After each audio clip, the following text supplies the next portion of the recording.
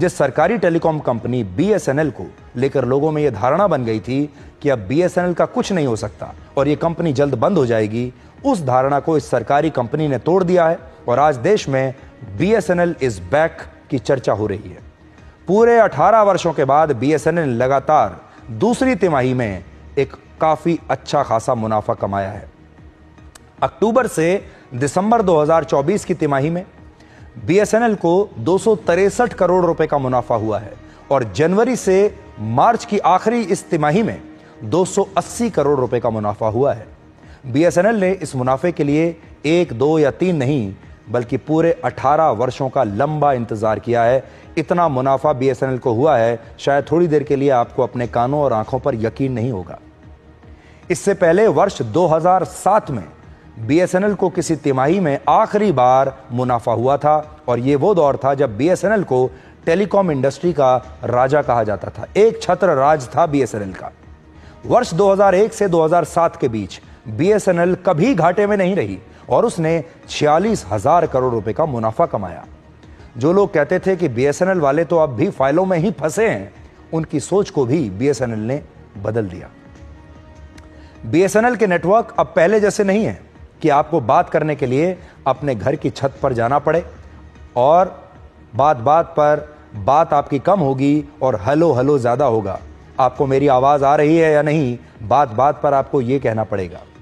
ये बात बीएसएनएल के ग्राहकों ने भी मानी है कि अब उन्हें यह सब नहीं कहना पड़ता कि आपको आवाज आ रही है या नहीं, अब आवाज आती है।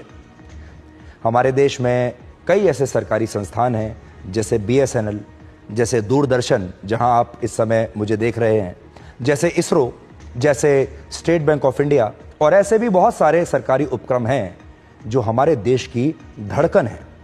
हम इनके साथ बड़े हुए हैं।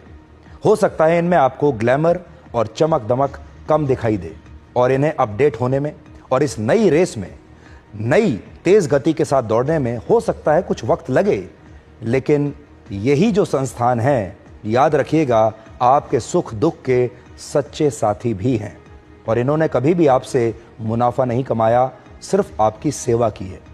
इसलिए इन्हें समय दीजिए, इनका समर्थन कीजिए।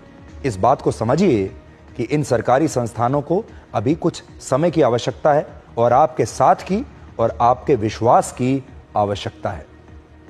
जिस सरकारी टेलीकॉम कंपनी बीएसएनएल को लेकर लोगों में यह धारणा बन गई थी कि अब बीएसएनएल का कुछ नहीं हो सकता और यह कंपनी जल्द बंद हो जाएगी, उस धारणा को इस सरकारी कंपनी ने तोड़ दिया है और आज देश में बीएसएनएल इज बैक की चर्चा हो रही है। पूरे 18 वर्षों के बाद बीएसएनएल ने लगातार दूसरी तिमाही में एक काफी अच्छा खासा मुनाफा कमाया है। अक्टूबर से दिसंबर 2024 की तिमाही में बीएसएनएल को 263 करोड़ रुपए का मुनाफा हुआ है और जनवरी से मार्च की आखिरी इस तिमाही में 280 करोड़ रुपए का मुनाफा हुआ है। बीएसएनएल ने इस मुनाफे के लिए 1, 2 या 3 नहीं बल्कि पूरे 18 वर्षों का लंबा इंतजार किया है। इतना मुनाफा बीएसएनएल को हुआ है, शायद थोड़ी देर के लिए आपको अपने कानों और आंखों पर यकीन नहीं होगा। इससे पहले वर्ष 2007 में बीएसएनएल को किसी तिमाही में आखिरी बार मुनाफा हुआ था और यह वो दौर था जब बीएसएनएल को टेलीकॉम इंडस्ट्री का राजा कहा जाता था। एक छत्र राज था बीएसएनएल का। वर्ष 2001 से 2007 के बीच बीएसएनएल कभी घाटे में नहीं रही और उसने 46,000 करोड़ रुपए का मुनाफा कमाया। जो लोग कहते थे कि बीएसएनएल वाले तो अब भी फाइलों में ही फंसे हैं, उनकी सोच को भी बीएसएनएल ने बदल दिया। बीएसएनएल के नेटवर्क अब पहले जैसे नहीं है